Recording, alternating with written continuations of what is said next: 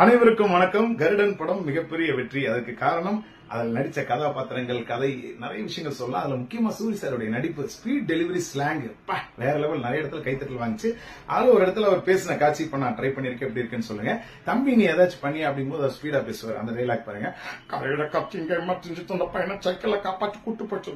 திடீர்னு கொடை வீட்டுக்காரன் குறுக்கால வலிக மறைச்சு கத்தி எடுத்து குத்த வந்தானே அந்த பையனை.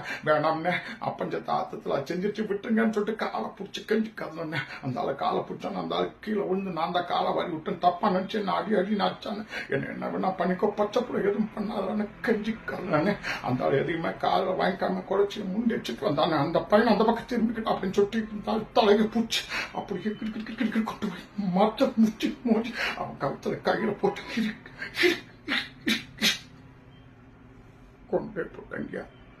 உங்களையும் கொள்ளலாம்னு நினைச்சேன்னு முடியல.